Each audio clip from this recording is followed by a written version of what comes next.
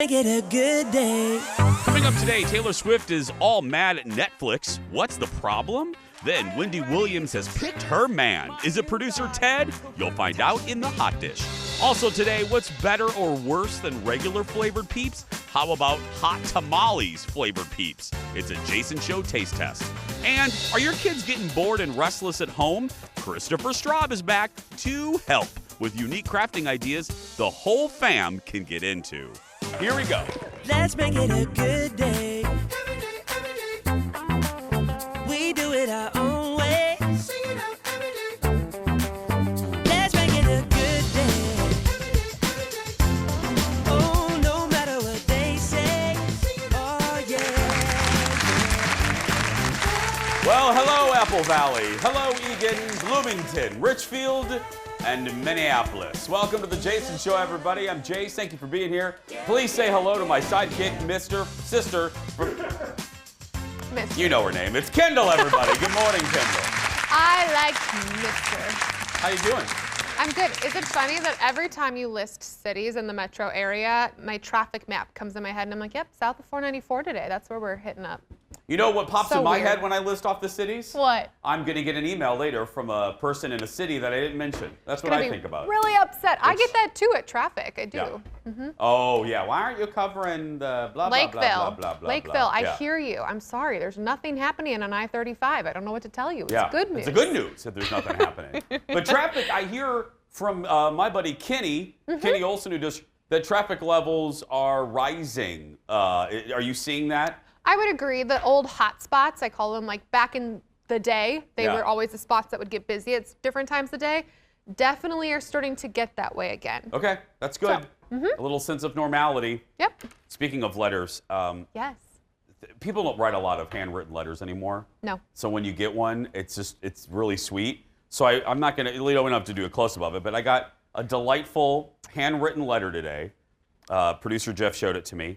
At the bottom of it, I always go to the bottom to see how they sign off, like, I hate you, I watch prep. The View, blah, blah, blah. Yeah. But this one, the last one was devoted fan, so I thought, oh, it's safe to read. Because I try not to ingest a lot of negativity on social media anymore. I try to stop doing that. Hashtag never read the comments. But so this sweet lady, she didn't put her name on, so I'll just call her Mary for the sake of discussing this. Mary wrote a little letter letting me know that she did not like me making a little fun at Candace Cameron Bure a couple weeks ago on the show. Okay. Because remember, Candace was not going on, but she was talking about how hard it is, that not everybody can make a Hallmark movie. Right. It takes a special kind of actress.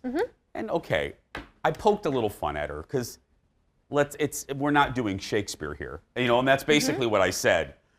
Mary did not like that. Mary loves the Hallmark movies. As do we, Mary. As we do. We do. But Mary was not happy. What was it, Jeff? 80 years old. She's 80 years old. She loves our show because we don't do politics. Yeah. Thank you, Mary. That's on purpose. I have thoughts. Yeah. But y'all don't need to hear it. That's not what this show's about. So thank you for acknowledging that. But I made Mary unhappy with my comments about Candace. I like Candace Cameron Bure, but I'm snarky, Mare. I'm going to call her Mare now. Mare, I'm snarky, you know that. I don't mean anything by it. But occasionally I step on toes. I'm actually going to step on toes today because I'm a little worked up today, aren't I, Kendall? With his high heels, too. It's Yeah. gonna hurt. Yeah, I was a little revved up in our pre-show meeting, wasn't I? Jeff and I were doing this. Yeah. during our I was making the meeting. crew a little uncomfortable because I don't know, and I'm in a good mood. You just felt very passionately about certain topics today. So let's get going so I can start getting the emails. Here we go, everybody. It's time for the Hot Dish, Leo. Let's go.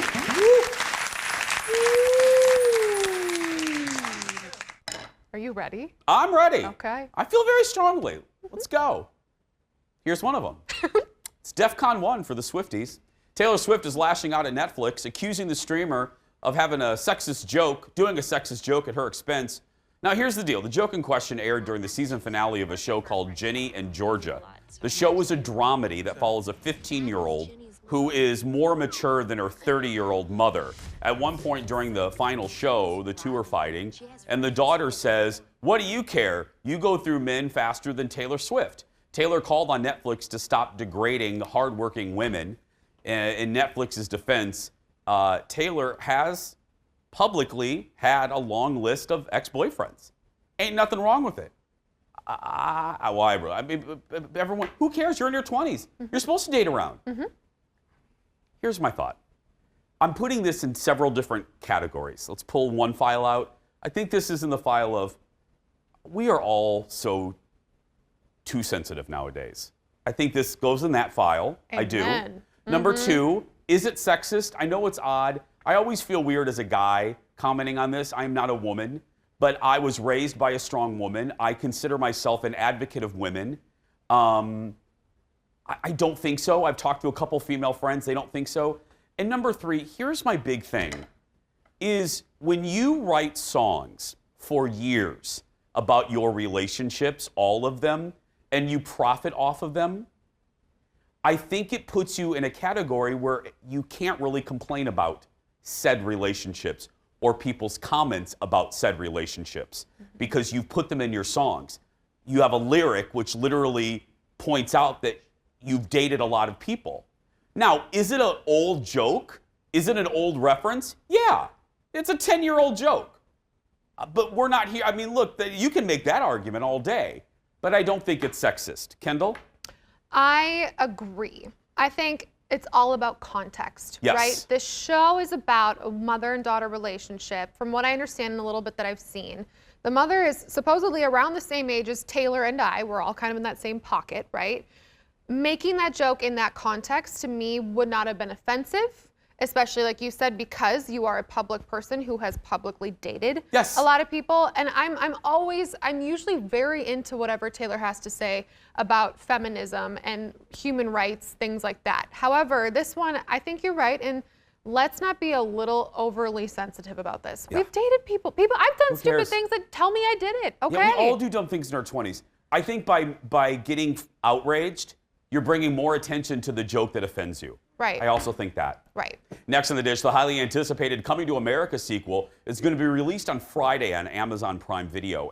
Arsenio Hall and Eddie Murphy were on Kimmel last night and talked about playing the men in the barbershop and how people still don't know that it's them. Look. Last week I was doing the other interview with Oprah, and she was like, "Oh, I said something about the barbershop and said we're playing, and I'm that Jewish man." She was like, "Who do you mean you're the Jewish man?" I said, "Oh yeah, I'm the old Jewish guy in the barbershop." And she was like, "What?" And she couldn't believe it. And she's seen the original Coming to America and this one, and all this time didn't know. And I'm like, she's not the only person that's like that. Wow. Those makeups are amazing. Yeah. And they're like originally they were designed by Rick Baker, the genius. And those makeups, you can't tell, you can't see. It's like I could go talk to you and you won't know that it's a makeup. It's like amazing. That's the best old people makeup I've ever seen in any movie. I really think it is. And did you ever approach strangers with the makeup on and then they didn't know? Oh, really? Eddie hit on an old lady once. We were walking around Paramount. Arsenio coming there with the line. We're actually going to have more with Eddie and Arsenio a little bit later in the show. I can't wait to see this.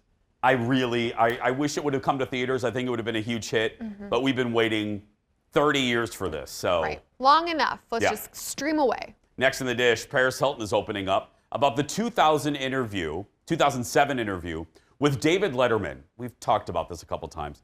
Clips of that interview have resurfaced in light of the Britney documentary. They show Dave reportedly asking Paris about her jail time. Dave apologized to Paris almost instantly, like right after the show that day back in 2007. But on a podcast, she said, in a recent podcast, Paris said it was a humiliating experience, and the agreement she had with producers was her recent jail stint was off limits, and she was only going to promote her new perfume. Paris went back on the show like 4 times after that. Here's another subject where I think I'm going to be maybe alone on an island. I will right off the bat acknowledge that I'm a fan of Letterman. Everyone knows that. I will also call him on his crap. You know, Letterman has made a lot of mistakes. A lot. It's almost like the Taylor thing. I'm sorry, Paris Hilton, But first of all, we know a thing or two about TV. No late night comedy show, that's what Letterman was, no late night comedy show would ever agree to just let you come on for 6 minutes and talk about your perfume. That's not, trust me, audience, that didn't happen. That's not the way it is. Also, Dave is a comedian. There are no victimless jokes. I'm going to repeat, there are no victimless jokes. Number 3, if you were so offended, first, I'm glad Dave apologized, as he should have if you were uncomfortable. You're a guest in his home. But if it was that bad, why did you go back on the show 4 times? Last point, everything, your outrage now is negated a little bit because of what you said just a couple months ago when you said your whole career you've been playing, paraphrasing, you've been playing the media like a fiddle. That you've known exactly what you were doing, which leads me to believe she knew what was happening in 07. I watched the interview because I don't really remember it. Yeah. So I watched about 5 minutes of it. She's clearly incredibly uncomfortable. I agree that to bring it up once, twice, right away, and then see her discomfort and then move on is one thing. But the laughing in the audience and him chuckling and her saying multiple times about 4 minutes in, can we talk about something else? This is something that Absolutely. my old. So I can see, I agree that this is something that really wouldn't have happened nowadays. Yeah. And he did go on too long. Yeah. That was Letterman's thing. Doesn't excuse it. He did go on too Right. long. But he apologized. He apologized. She obviously accepted because, again, she went back on the show 4 more times. So now you're outraged 20 years later? I don't know. We have a lot more to come, everybody. Stay right there. We'll be back right after this. The fun is just getting started. Coming up next, we're all learning new and unexpected things these last few months, and your kids are probably no exception. The tricks and tips for getting them into sewing, with help from Christopher Straub. Then, the much talked about Women Tell All episode of The Bachelor has aired. So what was all the hype about? Producer Ted has a recap. And we're getting our first look at the real world reunion. We're there as the original roommates move back into that famous original loft. That and more when The Jason Show continues.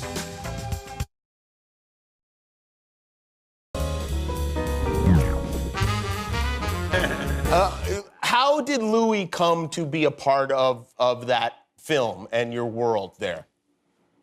I love Louis, but I think we were forced to put Louis in it. What? No, I think we were forced to put a white person. Yeah, Paramount was like because the whole cast is black, and this was back in the the 80s. So it was like, we have to have a white person. We can't it has to be a white person in the movie. What? And so it was, who's the funniest white guy around, right? And Louis, we knew him, was cool with him. And so that's how Louis got in the movie. Wow. Louis is the funniest white person you know. That's a pretty great distinction to have. Well, back then, Jimmy, yes, Louis is it was official. I had a list. They gave me a list with 3 white guys, and they said, who would you rather work with? Really? To Louis. Do you remember the other 2? Oh, yeah, but I can't say. You can't say, all right. That is hysterical. More with Eddie and Arsenio on Kimmel last night. Louis, again, youngins. Louis still is. Louis was hot. I mean, he had so many successful, not so many. He had several great home runs on The Tonight Show with Johnny Carson, and that spun off into opportunities.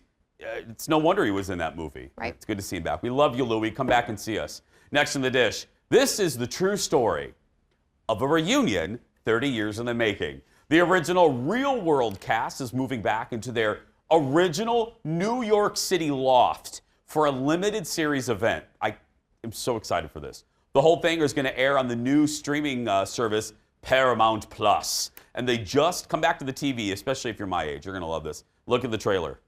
No way. I can't believe we're back 30 years later. We got party and yes! Ooh, the neighbors are going to be oh boy. I didn't meet any cute boys tonight. I didn't either. What was it like after you had come out on the show? It was hard. My friends laughed at me.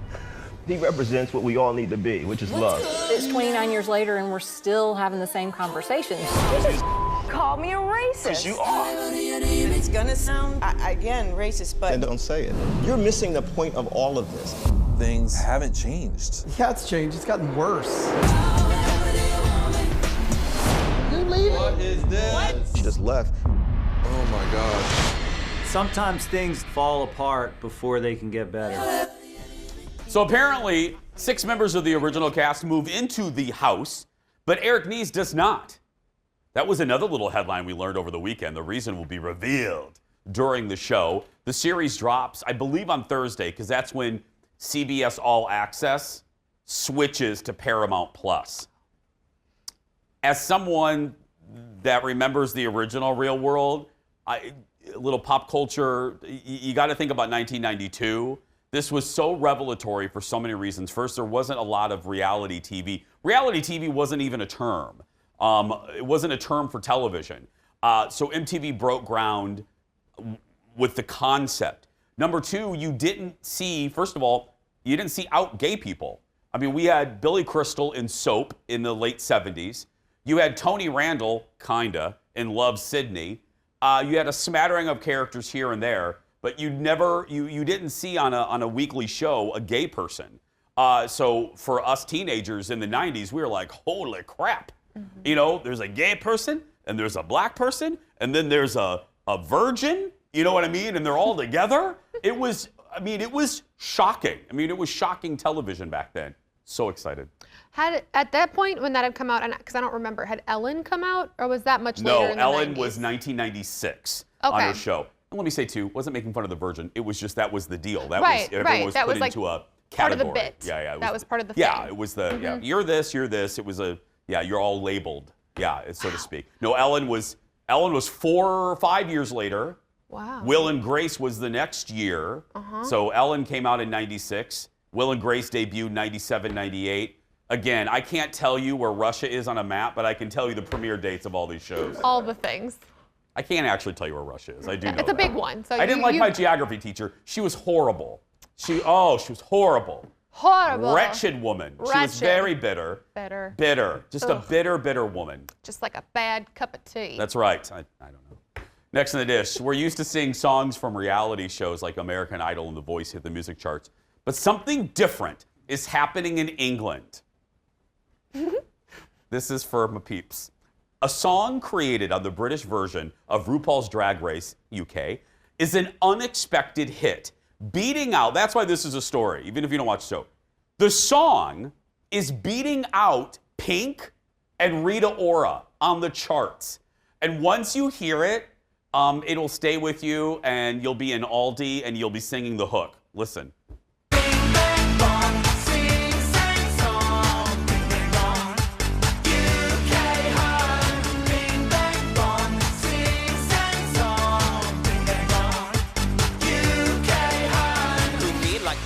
Okay, that's a song, UK Hun, bing, bang, bong. You're gonna be going through Target today, humming that song. That's a song, UK Hun, performed by the 4 of the queens from the 2nd season of RuPaul UK. It hit the British charts at number 27, beating other established music acts. It's even popped up on British radio stations, becoming the 2nd most popular download in the UK. It's just great. The creators of the earworm talked to Entertainment Weekly, saying they were inspired by Mary Poppins, the B-52's Love Shack, and Disney's It's a Small World After All. And there's if you listen, all of those elements are in there. I have it in my car, that earworm, and then the Agatha All Along song from Marvel's WandaVision. And I have that, and I just sing in my car, and I couldn't be happier. Couldn't be happier. People next to me think I'm from another planet, but that's fine. I definitely hear the Love Shack in there, too. Yeah. Baby, Love Shack, baby. How like echoing, singy-songy, yelling. I hear it. Bing, bang, bong. Anyway, you can watch Drag Race UK. Just download on your Apple TV or whatever the Worlds of Wonder app. It's like $5. Okay. This is what I do. Pay the $5. Oh, yeah. Quickly watch the season and then cancel that crap. That's what I do. Okay. Don't tell them I told you that. That's what I do. No one will know. It's a secret No one will know. between There's 2 us. seasons, and I got to say this too. Don't tell the queen. I like the queens in the UK better. Don't tell Utica. I love her. Oh, I just got a text. Don't stop. It's Utica Queen. Whatever. I just got a text. It's Shane. Next in the dish. You haven't been fired yet this week. Next in the dish. Tuesday. We have good news and we have bad news, my dear friends. The good news. Wendy Williams is basically in love. The bad news. It's not with producer Ted. Aww. The date Wendy sweepstakes is over, and it came down to just 3. Look. I am ready to choose my new guy who could potentially be my new boyfriend eventually, and then maybe we'll get married one day. I don't know. I'm not pressed for that, so I don't want to scare any of you. But drum roll, please. And the winner of Date Wendy is Mike. Yeah. Really? No way. You serious? Yeah. Wow. Yeah. I get the chance to meet Wendy in person. By the way, it's a beautiful dress you got there. Thank you very I'm not much. just saying that. Very colorful. Thank you. I chose you because Wow. I want to hear more. Wendy says she and Mike spent the weekend talking on the phone for hours. They plan to see each other soon and maybe take a vacation in April when the show goes on a little hiatus. Now, if you look at those, Jeff was just saying, look at that. I could see them. I could see it happening. Yeah, I watched this whole bit, and it was really, I thought it was pretty clear that she should pick him. I was hoping he would, and that's what a lot of the comments and people who love Wendy were like, we're so glad you picked him. We think this could really work out for you. Well, as I said, Kendall, Yeah. with every sun, there is a sunset, you know? Yeah. That means producers Ted is still single and still in need of love. Spend all your time waiting for that second chance, for a break that would make it okay. There's always some reason to feel not good enough, and it's hard every day. I need some distraction. Oh, before release, you find some comfort here.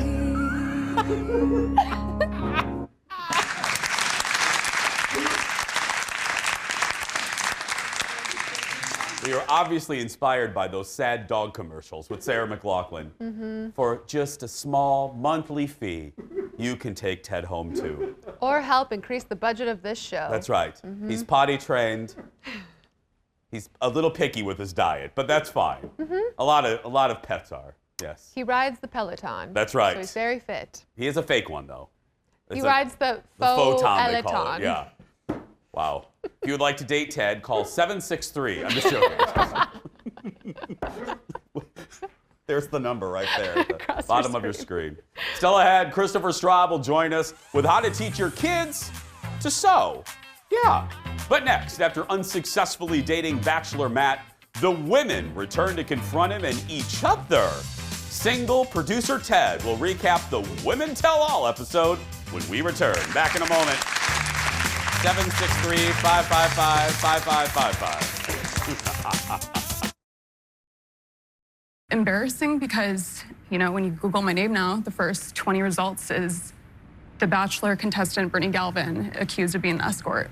You know, it's nothing wrong with that industry, but it's not me. So after that moment, it was just hard because, you know, I didn't sign up to get bullied. I didn't sign up to get my name slandered. I came here to find my person, and this is like forever gonna have to be an association to my name. I did receive messages from people who knew your ex-boyfriends and people who went to school with you, and like, Chicago's a small town. I mean, like, is it your place to bring it into the house? No, completely, it wasn't.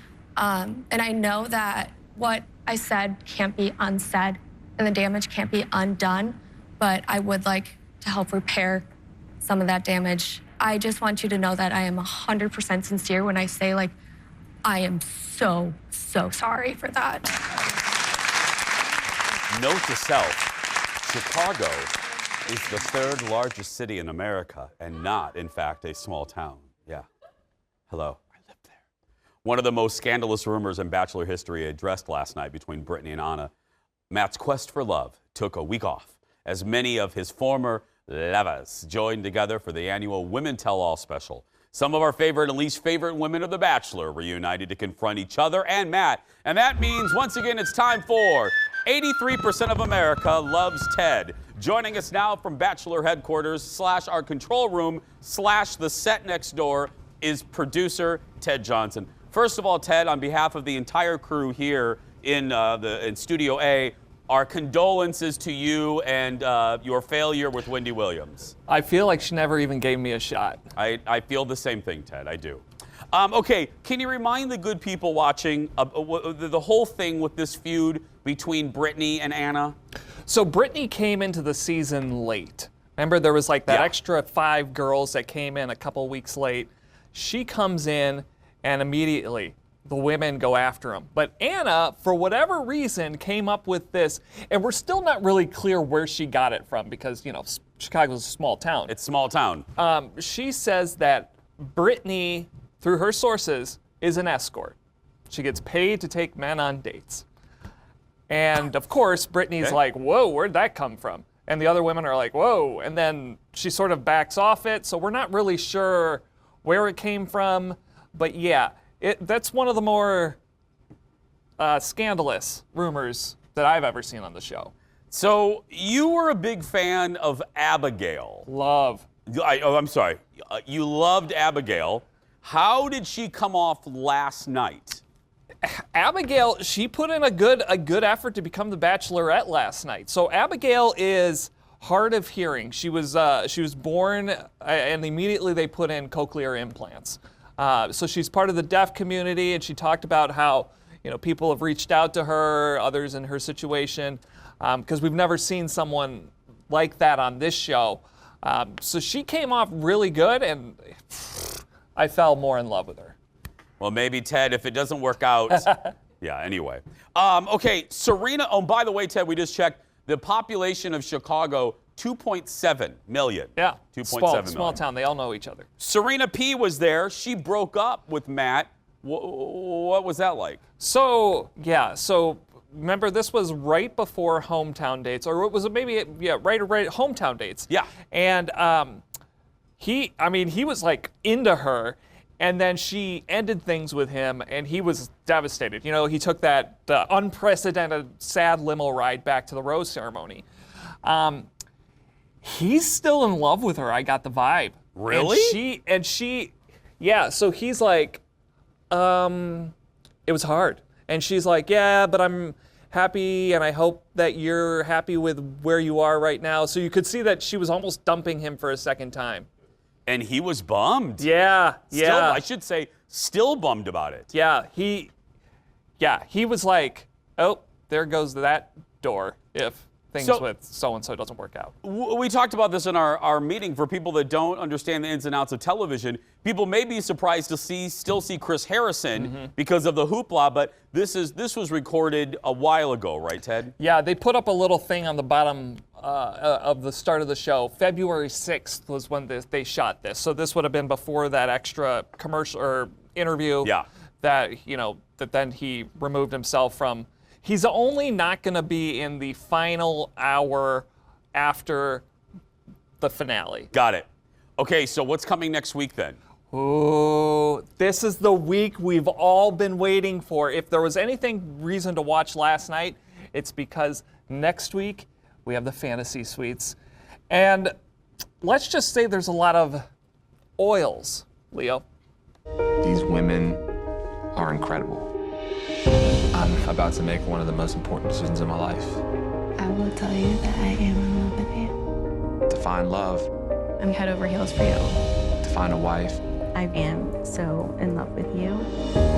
To leave this thing engaged. I don't know what I'm gonna do. Don't look down.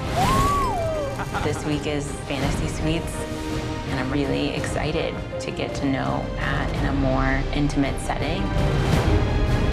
Every time I see you, I can't breathe. Feels like my heart is gonna explode. I don't think I could have asked for a better experience.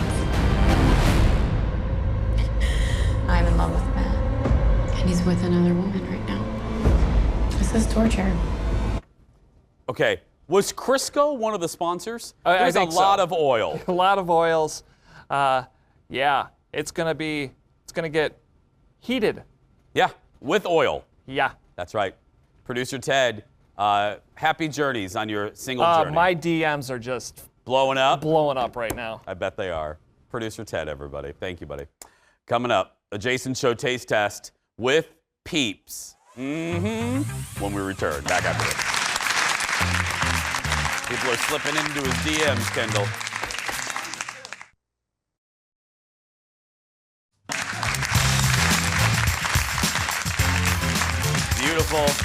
Beautiful bump shot by our buddy Adam. Welcome back.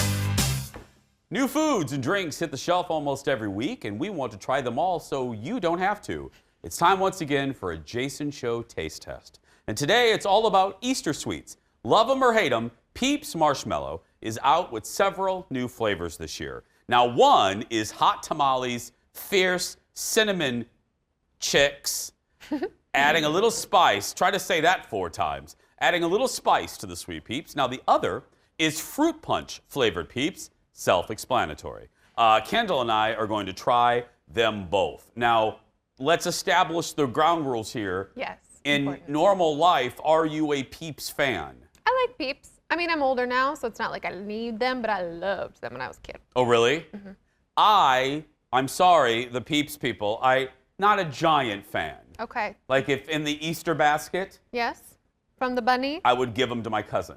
You know what I mean? Oh, I would take them from you. Oh, yeah. I mean, I would eat them. I was a puffy kid. I'd eat the wrapper if you put it in front of me, but yeah. Okay, so Kendall, shall we start with the hot tamales? I think that's a good choice. Okay, so we're going to start with the hot tamales, Fierce Cinnamon Chicks. That's the full name. Here we go. Bottoms up, Kendall, bottoms up. They definitely smell like a hot tamale. That's right. Let's do like a Leslie Miller. Let's smell. Mm-hmm. There we go. Okay. They taste like a hot tamale, kind of. Kind of. What do you think? Here's what you should know about me. Okay. Yep. On my 21st birthday, Please. Jason decided it would be a great idea, and my mom is watching right now laughing.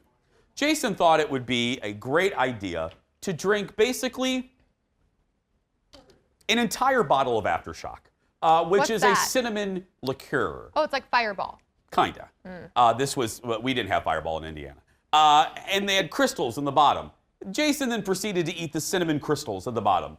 Since that day, way back in 1995? You mean 2013?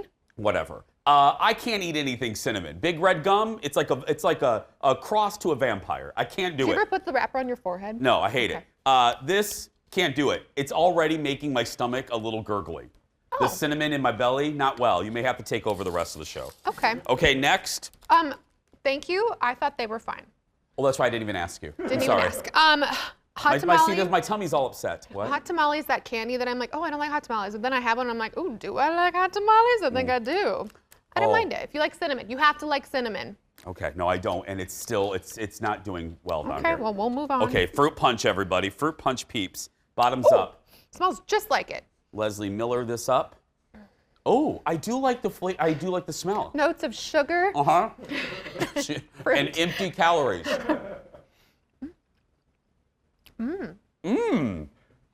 We may have a winner. Ooh, you know what? I think this one's too sweet for me. There's no such thing. This is the only Peep I've ever loved. For real? Oh. Uh-huh. The fruit, okay, this is fruit real punch. good. Okay. I am going to regret this in like 10 minutes. Yeah, it's really sweet. It's real sweet. Anyway, Fruit Punch and Hot Tamale available at a store near you. There we go. No, that's fine. I like besides these flavors, Peeps is also out with Fruit Loops flavor. That would be so good. Why didn't we get that one? Okay, you're at a 10. I need you sorry. at like an 8. And some returning favorites like cotton candy and root beer. Fruit Loops? I feel like I really missed on that one. Well, we'll try to get some. Okay. We'll try, you know, we have 400 shows a year. We'll be fine. Yeah. Still ahead, everybody. How to get your kids behind the sewing machine. Our buddy Christopher Straub is next to talk about that and more when we return. Back in a moment. Fruit Punch really good. Yeah.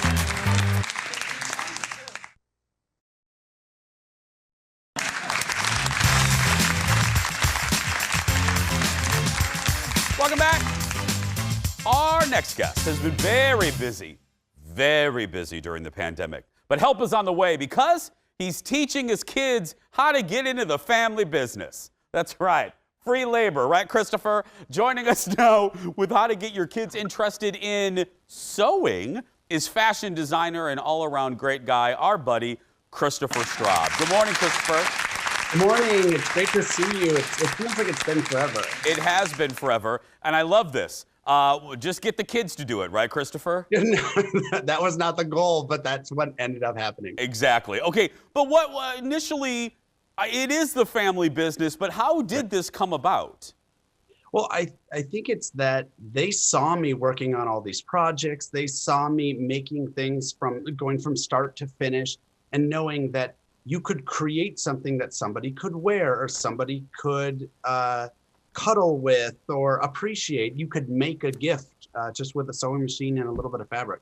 Okay, now I'm going to act like I have offspring. I'm going to act like I have little Milo Matheson. So what is the first thing that I need to do, Christopher, to try to get Milo Matheson into sewing? Do I need to get a machine? Do I need to have Uncle Christopher come over? What do I need? Yes, all of it is essential. But really what you need to do is start off with a machine that is right for your skill level, right for their age. And I like to say, don't buy the cheapest one and don't buy the most expensive one. Don't come out of the gate thinking that you are going to do embroidery and all these fancy stitches. Start with a straight stitch machine that does zigzag. That's all you need right now.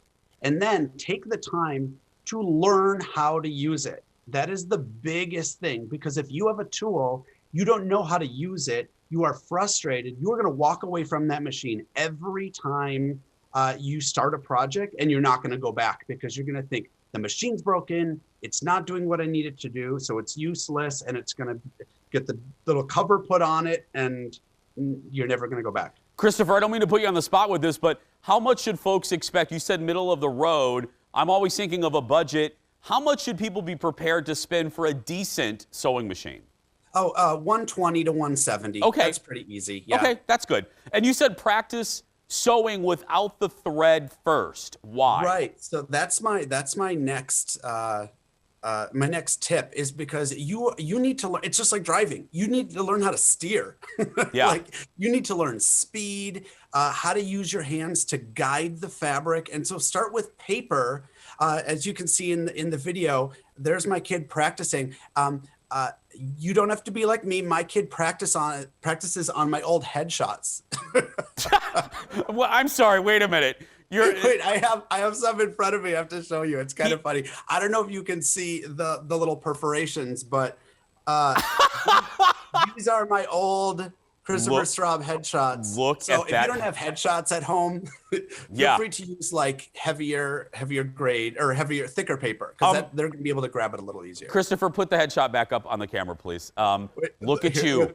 You look like you are you. It's like you look like that poster in the eyeglass store. You know what I mean? Like, this was taken for a magazine called 20-somethings, and I definitely was not 20-something in this photo. I was in my mid-30s. I love it. Okay. I just took it and I printed it. Okay, you said start with simple projects, right?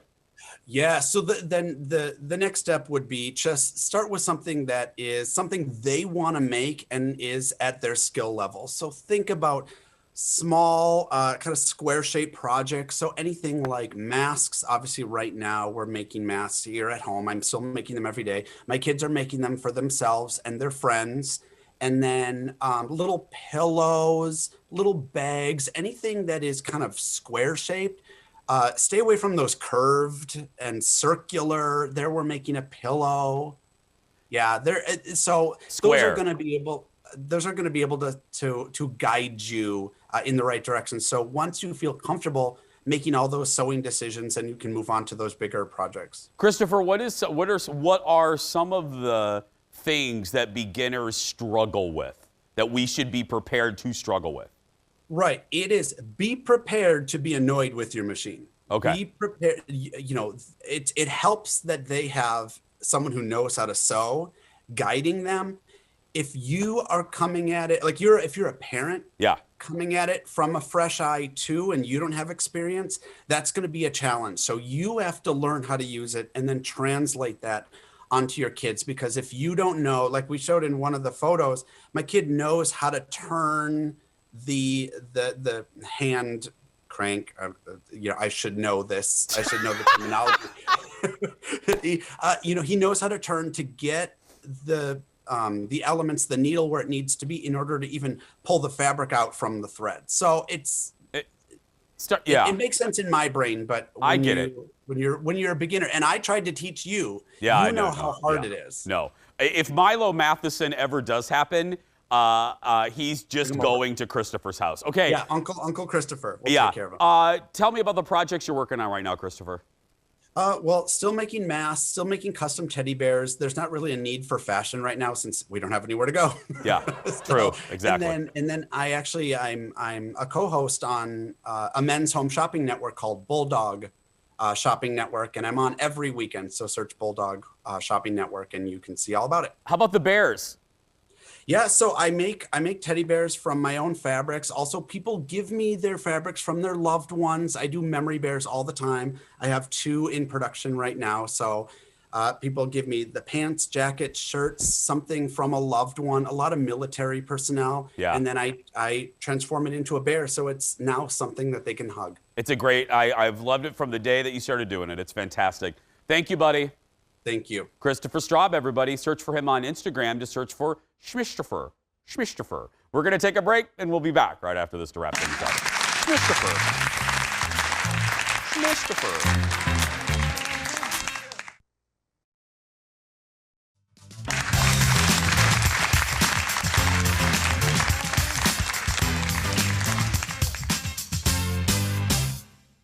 Welcome back.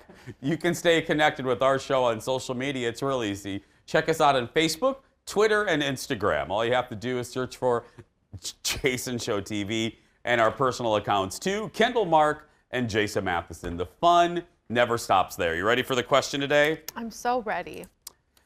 Kendall. Yes. What is a useless talent you have? We'll answer that question when we return. Back after this.